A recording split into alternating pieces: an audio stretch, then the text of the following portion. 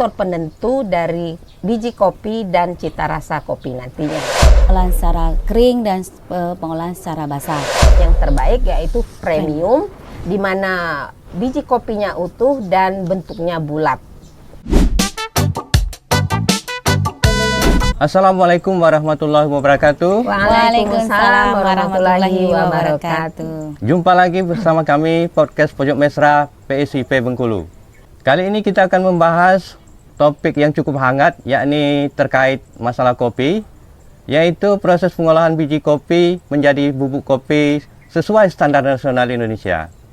Telah hadir bersama kita dua narasumber yang cantik, yaitu yang pertama Ibu Linda Harta SPT MP dan Ibu Wilda Mikasari STP MSI. Baik teman prinsip semuanya, pagi ini Ibu Wilda, apa yang melatari topik kita sehingga hal ini bisa kita angkat menjadi suatu tema yang cukup menarik? Oke, terima kasih Pak Buyung. Prinsip dimanapun Anda berada, mungkin prinsip sudah tidak asing lagi dengan kopi, dan kemungkinan juga friendship di luar sana juga sebagai penikmat dan pecinta kopi. Nah, seperti kita ketahui, Bengkulu itu merupakan provinsi terbesar ketiga penghasil kopi. Nah, untuk produksinya per tahun itu kisarannya itu sekitar 80.000 ton per tahun. Nah, dengan besarnya ini menjadikan kopi sebagai salah satu komoditas unggulan di Provinsi Bengkulu.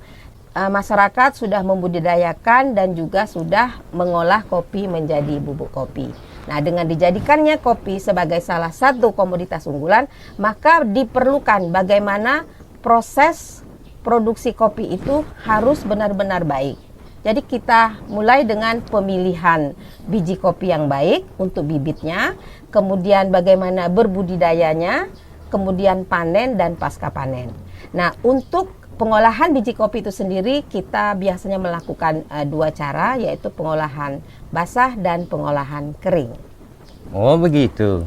Oke, terima kasih Bu.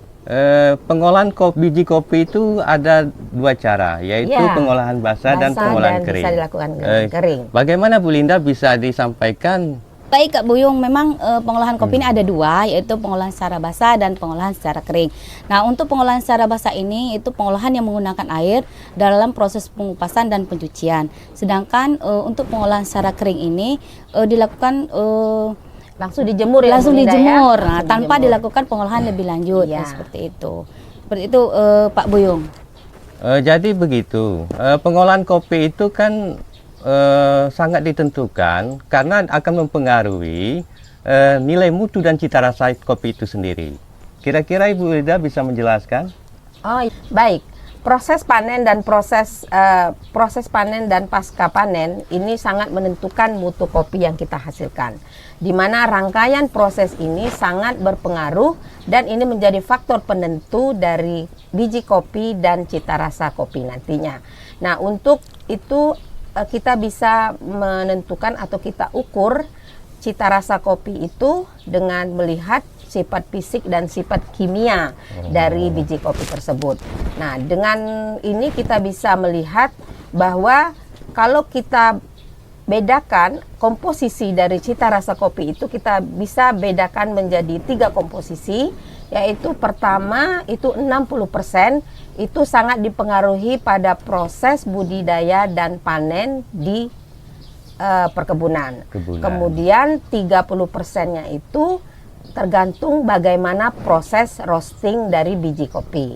Nah, dan 10% ini sangat juga menentukan, yaitu bagaimana seorang barista meracik kopi untuk kita nikmati. Bu Linda, mungkin bisa dijelaskan pasca panen yang baik secara lebih rinci supaya prinsip kita lebih memahami cara pasca panen kopi yang baik.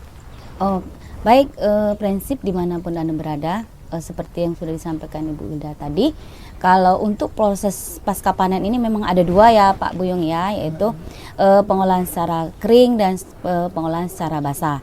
Nah, kalau untuk pengolahan secara kering ini di mana biji kopi yang sudah dipetik itu ini langsung disortasi, sortasi dulu Bu. Ya. kemudian dijemur. Jemur ini tanpa dilakukan pemecahan, Bu. Nah, kemudian dilakukan penjemuran. Nah, dalam proses penjemuran ini cukup memakan waktu yang cukup lama, Ibu ya, tapi tergantung dengan cuaca yang ada di lokasi setempat itu.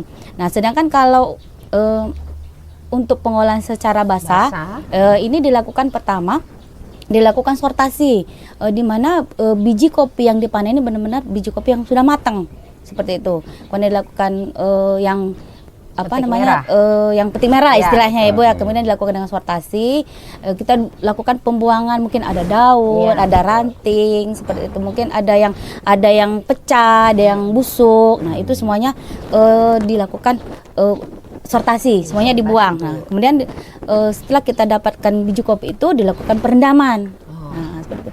Setelah direndam dengan air nih, Bu, yang mana yang mengapung ini dibuang seperti itu, Pak. Perambangan. Nah, ya, perambangan seperti itu. Ya. Nah, setelah itu sudah dapatlah biji kopi yang benar-benar bagus kualitasnya, ini dilakukan pengupasan seperti itu.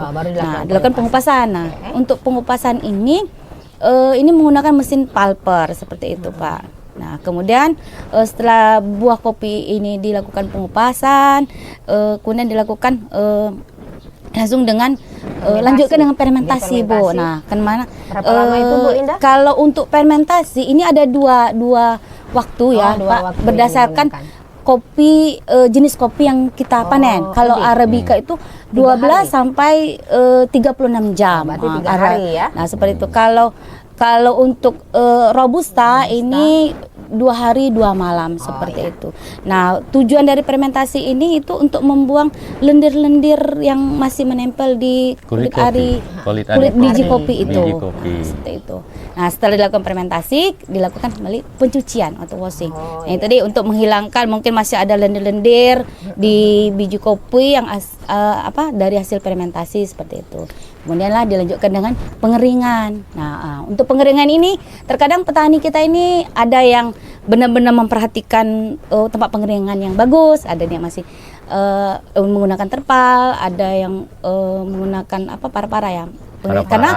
Karena pengeringan ini bisa langsung dengan matahari atau di solar dryer, Bu. Kalau petani yang udah maju mungkin dia punya ada taruhlah di solar dryer, dia taruh di hamparan seperti itu. Nah, kalau untuk petani kita mungkin kalau solar dryer kan terlalu mahal ya, Bu. Jadi cukuplah dia di halaman dia hampiri dengan terpal lah, baru itu. Proses pengolahan biji kopi, pasca panen pengolahan biji kopi ini cukup rumit ya. Ada 5 tahapan ya. Lumayan, Pak. Untuk mutu yang baik untuk mutu yang baik ini. Jadi Bu Wilda kira-kira bisa disampaikan pasca panen biji kopi ini, pengolahan biji kopi ini untuk menjadi bubuk kopi yang baik. Oh ya, begini Pak. Proses biji kopi itu menjadi bubuk kopi itu kita mengacu pada SNI nomor 2907 tahun 2008 itu tentang biji kopi. Ya, betul, kemudian juga kita mengacu pada SNI nomor 8964 tahun 2001 itu tentang kopi sangrai dan kopi bubuk.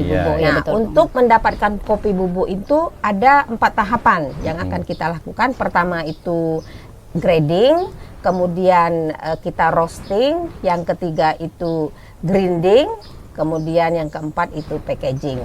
Nah, jadi di grading ya Ibu Linda, kita setelah kita sortir tadi kita melakukan grading, di mana kita mengelompokkan biji-biji kopi itu sesuai dengan bentuknya, sesuai dengan warna dan sesuai dengan jenisnya. Besarannya juga, karena kalau jenis kan Arabica sama Robusta tidak boleh dicampur. Betul. Nah, kemudian kita klasifikasilah biji tadi menjadi 3. Pertama itu basic, yang dimana itu biji kopi itu dia tidak utuh, dia pecah-pecah dan juga agak keras.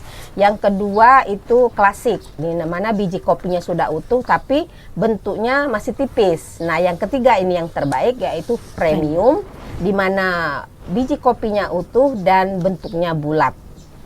Ya, bentuknya lebih bulat. Nah, itu untuk di grading. Nah, setelah itu kita yang kedua tahapannya itu kita melakukan roasting. Nah, pada perostingan ini ada 2 hal yang harus kita perhatikan. Pertama, lama waktu merosting, kemudian suhu yang digunakan selama merosting. Jadi tingkatan roasting ini waktunya itu sekitar 7 sampai 30 menit. Iya, Nah, iya. jadi ada 2 tingkatan pada merosting, yaitu medium roasting dan medium dark roasting.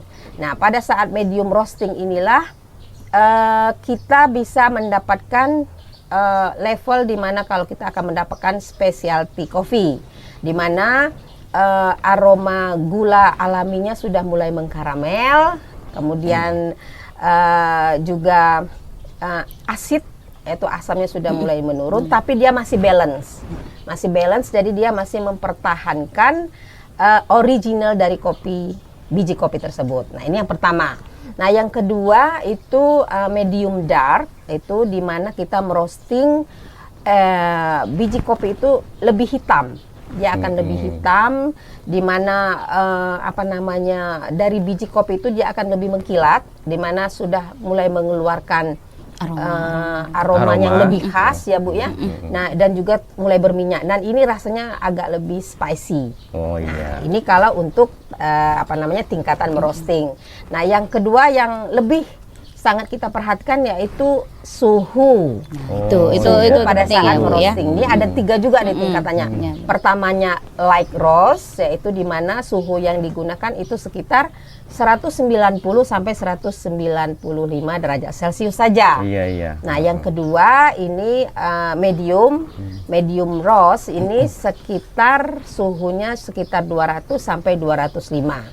Nah, yang ketiga ini dark, di mana suhu yang digunakan itu di atas 205 derajat Celcius. Oh iya, iya. Oke, setelah kita merosting, nah, baru kita melakukan grinding, yaitu penggilingan. Di mana tujuan dari grinding ini untuk memperkecil ukuran atau menghaluskan atau memperkecil ukuran biji kopi agar bisa lebih digunakan untuk mengkonsumsinya lebih gampang. Ini pada saat kita menggrinding, ya.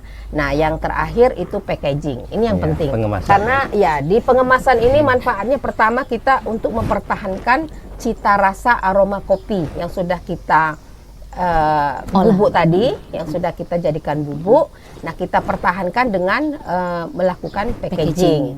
Kemudian juga manfaat packaging juga untuk mempermudah distribusi. Betul. Dan juga untuk meningkatkan nilai jual. Nah, dan jangan lupa pada kemasan kita harus memberikan informasi yang lebih detail atau sangat detail. Jadi apakah mereknya apa, brandnya seperti apa, kemudian isinya apa, komposisinya seperti apa, dan juga diproduksi di mana. Supaya mendapatkan nilai Nilai saing, ya, Bu, ya? saing yang baik. Oke, baik Bu. Saya baru tahu juga kalau pada saat proses penyanggaraian suhu dan waktu itu sangat menentukan Sangat sekali. menentukan sekali. Penentuan mutu dan cita rasa itu ditentukan oleh suhu dan waktu. Betul. Kira-kira Bu Linda bisa dijelaskan?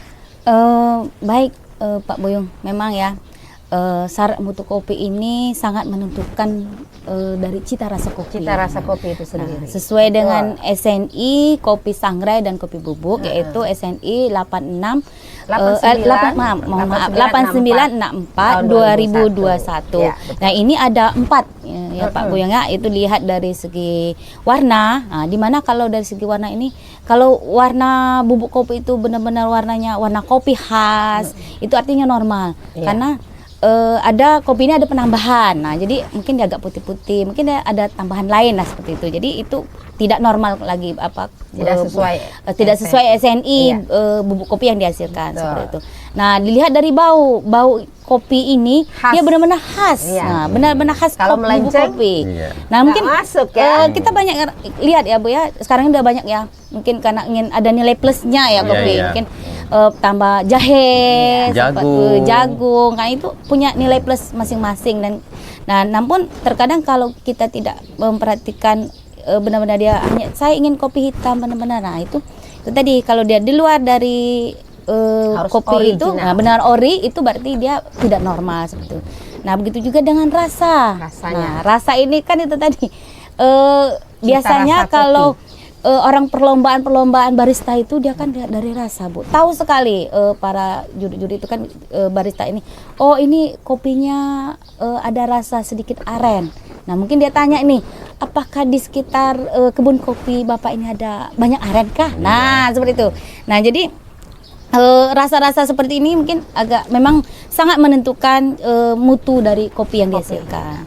Nah, yang keempat yaitu tekstur dari bubuk kopi ini, ya ini juga itu tadi kata untuk memudahkan kita dalam mengolah kopi tadi. Nah, apakah dia halus, apakah dia agak kasar. Nah, kalau mungkin kasar ini mungkin ada penambahan apa, kayak tadi apa penambahan jahe kan mungkin tidak bisa mix ya antara kopi sama jahe. Mungkin ada lada penambahan seperti itu. Seperti itu Pak Buyung. Oh iya.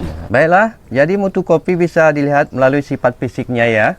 Jadi nanti prinsip di rumah bisa lihat nih kopi yang diproduksi sudah memiliki mutu yang baik atau belum. Prinsip dimanapun Anda berada sudah cukup jelas tadi penjelasan dari narasumber kita berdua tentang pengolahan kopi. Mungkin ada pesan yang akan disampaikan oleh kedua narasumber kita kepada Ibu Wilda dan Ibu Linharta. Kami persilakan. Baik, prinsip dimanapun Anda berada, kita ketahui bahwa kopi ini sudah banyak sekali peminatnya, baik dari kalangan bawah, kalangan menengah maupun kalangan atas. Baik dia usia muda, usia tua, semuanya rata-rata sudah banyak yang menjadi pencinta kopi. Nah, hal ini yang menjadikan suatu peluang usaha yang cukup menjanjikan bagi petani kopi maupun pengusaha kopi atau UMKM yang bergerak di bidang perkopian. Ini harus benar-benar memperhatikan syarat mutu kopi yang dihasilkan sesuai dengan standar yang sudah ada. Karena jika kita ingin meningkatkan nilai jual dari produk kita, kita harus benar-benar memperhatikan dari budidaya, mungkin dari pasca panennya. Ini harus benar-benar kita perhatikan agar produk yang kita hasilkan ini mampu bersaing dengan produk-produk dari luar Provinsi Bengkulu. Nah, mungkin sedikit kami menghimbau, mungkin kami bersama dengan stakeholder yang lain mungkin untuk meningkatkan kapasitas dari petani kita maupun UMKM UMKM yang bergerak di bidang perkopian ini untuk sama-sama bersama kami BSIP untuk benar-benar agar SNI yang sudah ada ini bisa diterapkan, bisa dimanfaatkan oleh petani kita maupun UMKM sehingga kopi yang ada di Bengkulu ini mampu bersaing dengan kopi-kopi dari luar. Seperti itu dari saya. Mungkin Bu Wilda bisa menambahkan, Bu? Ya, friendship harus kita ketahui bahwa peningkatan mutu biji kopi atau kopi ini hanya bisa dilakukan dengan melaksanakan penerapan standar mutu kopi, yaitu ber-SNI. Dengan penerapan SNI, maka kita dapat menjamin kepastian mutu kopi bermanfaat untuk konsumen, untuk produsen, dan untuk pemerintah. Mungkin itu. Baik, prinsip dimanapun Anda berada, sampai jumpa pada podcast selanjutnya. Salam podcast BSIP Bengkulu.